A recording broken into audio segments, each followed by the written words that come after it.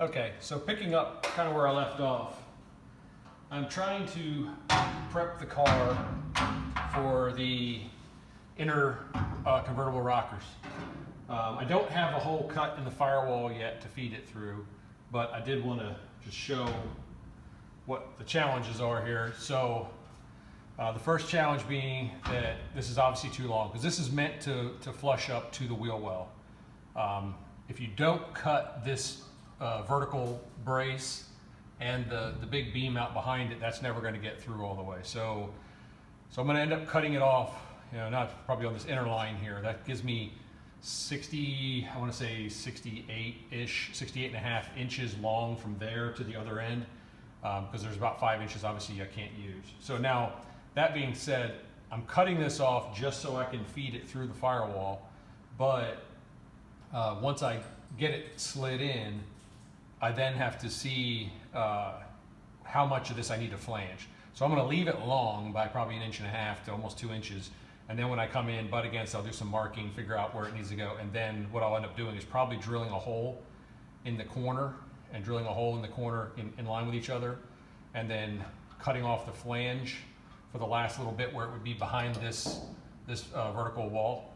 And then so when I slide that into place, that'll then allow me to bend a flange up without it tied in the corner, obviously.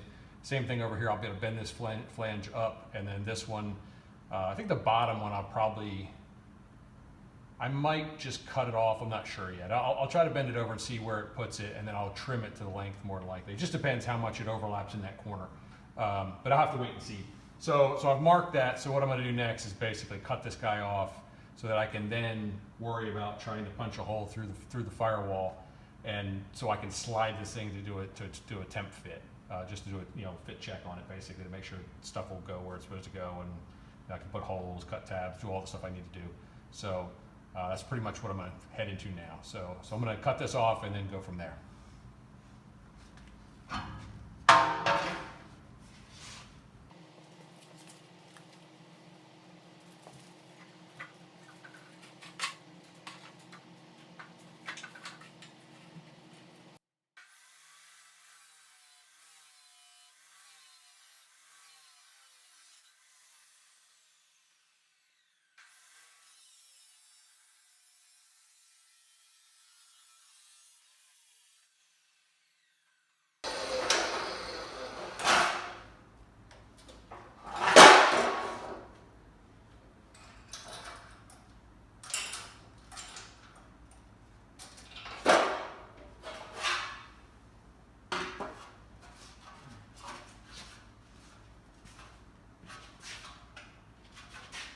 As you can see, you get quite a burr when you use those, your abrasive wheels. Cut's pretty good, but it's just, it's going to have to be deburred a little bit. As I said, this is all going to get cleaned up eventually anyway. Probably, getting slit and everything. So, but that's, basics of it. Nothing special. You can cut it with anything, whether it's a die grinder or, 4.5 inch grinder, something like that. So. Okay, so now that I've got that, the inner rocker cut, I've taken the spare piece, the excess that goes back towards the wheel well, just for the sake of figuring out what I need to do up in here to make everything pass through. So in this instance, obviously I have a hat shape, and that hat shape has to go through this guy here. Now the tabs, these two ears, the ear here and the ear here, they're going to slide between the firewall and the rocker anyway, so they don't really matter. I don't have to cut those. I only have to worry about the center rectangle. Now, something to keep in mind when you're doing something like this, if I was going straight through a panel, obviously I would cut this shape and it would go right through. But I have to go through this panel, which is sitting at an angle. So what ends up happening is if I take this and I line it up to where it's supposed to be mounted, I would have to have a hole that's cut, through here, down and over, so this can pass through. It's not the same size as it would be if it was going perpendicular through a piece. So, so if you were to lay this guy down, let's just say for instance, and say that your typical hole would be this size. Well, when you go in at an angle, you've got to make that. You have to make your hole from here all the way to like down here. So this is no longer this short distance anymore. So now, if that makes any sense, you're gonna have to come across, you have to cut it longer down into the bottom. So normally this thing would stop like up here if it was the same size as this, but as soon as you turn it, it has to go further. So what I plan on doing I'll have to figure out how tall it has to be, but my basic plan is, I kind of marked it out as a rough measurement here now, but I'm gonna take this piece, put it up in here, and finish marking everything. But what the idea is, where this vertical line is, I'll slit that all the way down, and then I'll cut it across here to do kind of a T shape. So just come in from the side and cut down here. I'm not gonna cut up here, I'm not gonna cut the bottom. And then what that'll allow me to do is this upper tab that'll be formed because of that can be bent inward, and then the lower tab, because it's already coming this way, will just bend down and come out this way. So that you'll have the lower one will rest under here, the upper one will go inside and be somewhere like inside, on the other side of the wall, so to speak. So that's the basic plan. So I have to take this with a die grinder or whatever, just cut this line here, and then split it sideways. It doesn't really matter which way. I mean, with this, if I can cut it really anywhere. Technically, these tabs don't need to be 2 inches long, 2.5 inches long each. I could cut them short if I want, but I'll just cut them. I'll cut it once and bend it and see what it looks like and trim it if I have to. If there's no reason to have it there, I'll just trim it after the fact. The big thing is going to be the bottom one, because you only have a little bit of firewall here because I'm not connected to a floor yet. So when I go to bend that down, it's going to want to tweak that whole corner. So I'll have to make sure I brace this when I get ready to bend that down, just so I don't end up tweaking the stuff out of shape too much. The other thing to keep in mind is, because I don't have a floor, this location of the bottom of this tab, or this shelf across here that the floor rests on, I have to make sure it's at the same height on both sides, and it's the same height as the tab, or the elbow little piece here. I'm gonna call it this shoulder on the torque box. So I need to make sure that the floor is resting on top of all this, right? So the floor is going to rest here and come all the way up. And we need to make sure that the front is sitting at the same elevation, because otherwise you're going to end up with a floor that's sloped down in the front. The other thing you'll run into is if the floor lays here, if I have this hiked up too high and I go to lay the floor on there, obviously you're going to have one piece coming up at an angle. It's not going to hit flush. So I need to make sure it's as flush as possible when it's done. And that's just to keep in mind, because once I get this piece in here, I'm gonna attach the floor to the bottom of it, but I just need to make sure everything's in the same plane when it's done. So, but anyway, that's kind of where it's at. So I'm gonna try to mark this out first, and then get this cut, and then go from there.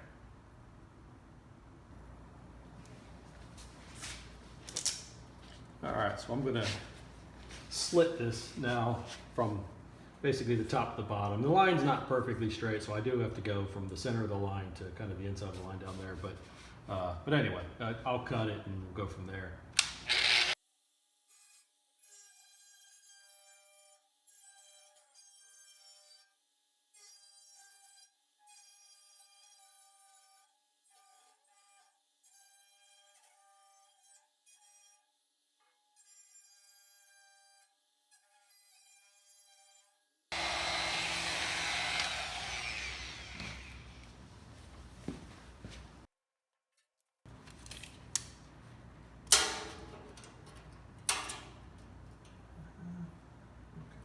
Should be 5.5 inches when it's done. So I needed to hit a smidge more at the top and a little bit at the bottom, and it should be good for the height at least.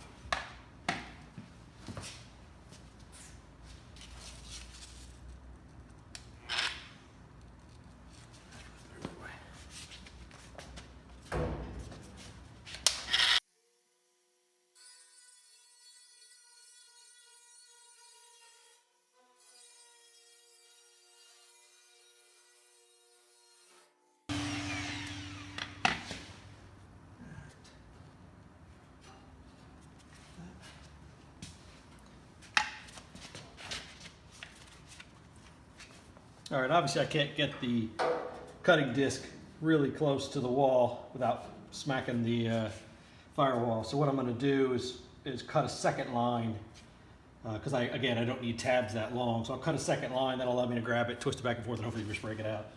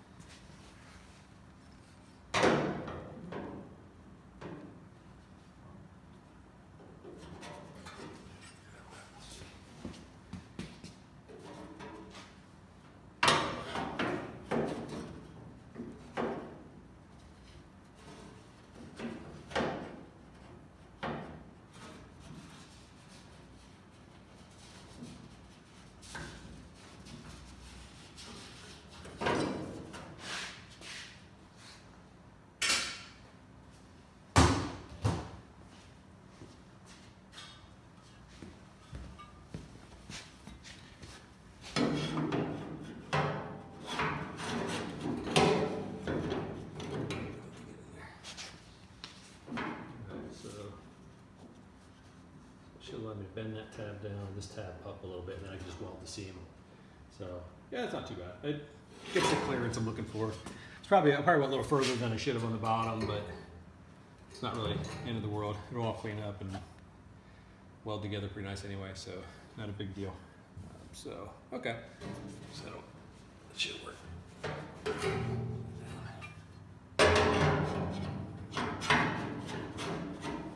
Yeah, that's a little bit better. It seems.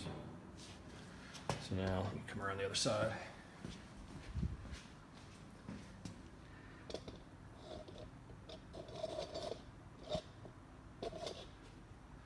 So yeah, as you can see, this will have to be tweaked a little bit. It looks like it's high on the left versus the right. I can twist that a little bit, get it to seat a little bit better. I mean, all that honestly is kind of doesn't really matter right now, because what I'm going to be doing is trying to feed the other one through, and then start clamping stuff in place, and then figure out what I do for my fine-tuned bending and stuff like that to get it to sit where it needs to sit. But I think it'll work pretty well. And like I said, I'll just bend a little L angle piece and then patch this gap here with that. Whereas this will get kind of hammered down into place once I get it, figured out a little more. Because really, I don't have to set that in place yet and actually weld it until I get the actual rocker in, and then really once I get onto where the floor pan is starting to go in, then I can figure out where all that needs to sit, and it should work out pretty well. So I'm happy with it. That'll work. So move on to the to kind of doing a rough fitting of the inner rocker. Okay, so there's nothing too rocket sciencey about what I'm doing right now. I'm just sliding the inner rocker into the front of the car, just pushing it into the interior. So if you come around to the side here, let's see.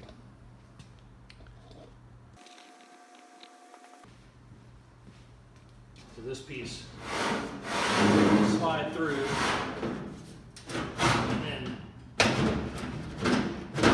come up and and butt against the, yeah, I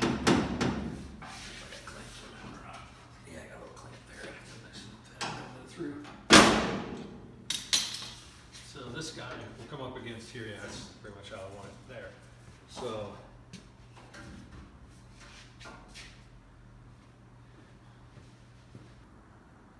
okay, so I've got the rail slid into place. It's just sitting in here now. The only thing that's really holding it in place is in the front where it goes through the little flanged, hole that I cut through there. And then obviously it's also getting pinched by the rear torque box flange, and between that and the existing rocker. So it's just kind of resting in here now. It's fairly loose, but it's holding it stationary enough for what I need to do. As I mentioned earlier, I did cut it long. So you come to the front of the car, I've got extra sticking out the front. That was because initially I was contemplating or thinking about slitting this like 2 inches down each side and then folding this flange out and welding the flange against there. But now the more I look at it, I just don't think it's worth the trouble. I think I could just cut it off, butt it against there, weld it solid, do a nice fillet through there with good penetration. If I really want to put a strap on there when I'm done, I can. It doesn't really, I don't know that it's really necessary though. And then the bottom, obviously, so that'll give me a good solid bead. I'll have spots coming across here, obviously, and then I'll have, the bead running down here. I'll stop down, about here where I can't get a MIG gun any further. And then underneath the very bottom, that'll just be, I'll drill holes through the rear torque box lower panel there, and then I'll spot it, probably 3 or 4 spots, probably 3 spots across there, and then I'm going to run a bead across that front seam right there. So this thing right here will be welded up solid, so that nothing can get in there.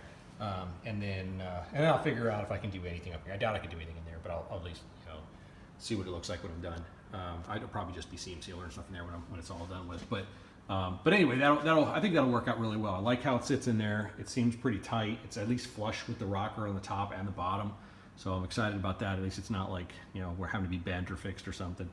And then towards the front, just to point this out. So where I cut this piece and bent it up and bent the other piece down, obviously you end up with a triangular hole through here. Now I'm going to have a torque box behind there, but the more I look at this, I can just slit this top piece here in line with this ridge of the seam right here. So I can slit it back all the way to this point up here as well, and then cut it at an angle. This piece will fall off, and this will leave me a little triangle in the corner that will then fold down into that spot. So I think that'll actually work probably really well. And then all I have to do is run a bead down here, and then I'll either weld this or I'll come in and just put a little angle through there. I'll bend a piece of sheet metal at an angle and put it down through there because I want to seal all that up. Same thing on the bottom. I'll come through there and just make sure it's all sealed up and tight. I do have the flange on the bottom out here, underneath the bottom, right there. And so that'll be welded against there as well. I don't know that I need the flanges as long as they are, but I don't think it hurts anything if you trim them right and just kind of, make sure they're bent properly so they sit nice and flush. They're not going to get in the way of anything. You're never going to know they're there once you put some Herculiner or something inside here on the floors. It'll all blend away and you won't see it. So anyway, but I'm pretty happy with how this is sitting right now. The only thing I don't like so much are these covers. They're supposed to go over the torque boxes. Obviously, I'll have to cut a hole for where the rail punches through it. But like even this one, the way it sits right now, I mean, currently these 3 tabs are pretty much against the wall. So it's how it's supposed to be, and this back one's pretty tight against there. And that's great, except for you come down here, you got a huge gap. I mean, this is like ridiculous. I can stick my finger in there. So I'm not really sure what that means. Is this low? Is this just bent wrong? I mean, I'm going to go on the assumption that this is bent wrong, and I'll have to bend that down, just kind of pinch that down to get it to hold into place. But obviously I have to get everything in there and then just kind of hammer that sucker down. So that's going to be a little challenging. And the extra challenge there is that once I cut that hole through there, I no longer have those tabs. So now I'm just butting this against the side of the rail. So it's just going to take, granted, once I cut it, it'll be easier to bend, but it's still, it's just disappointing. If I wasn't going to put these rails in here, these rear frame members and the torque boxes, by themselves, I'd be pretty disappointed if this is what I got to, this is what you're paying, $300 a piece or whatever for these rails, and yet they don't even have the pieces bent right. So But yeah, again, it's going to be interesting because once you take this piece and you slide it over, I'm going to have to notch that all out to make it so it fits in there. And then I, of course, have to make sure that this profile right here actually matches, you know, the profile there. So that's going to be a little bit of work, but you know, to close all that off for when the floor and everything goes in. So I just can't remember offhand if the cover goes over top of the floor pan if the floor pan sits on here and the cover goes on top, or if they both go down and then the floor goes on top. So I'll have to look that up because I really just don't remember. I thought they touched, but I can't remember if they overlapped it by that much or not. So, I mean, you wouldn't think they'd want a gap, so I'm sure they you know, overlap, but I just don't know in which order. So I'll have to look that up. But anyway, yeah, I'm pretty happy with how everything's going together. I still have to take all this stuff out and then, you know, clean up my all my areas where my spot welds are going to be, get the paint off of there so I can, you know, go weld it back in when I'm done. But yeah, I'm pretty excited with how it's going so far. So it looks good. I think it's going to be definitely more stiff, you know, going to give me a little more rigidity in the frame of the body of the car, which should allow me to, you know, safely have, you know, a little more horsepower without worrying too much about it. So that's about it.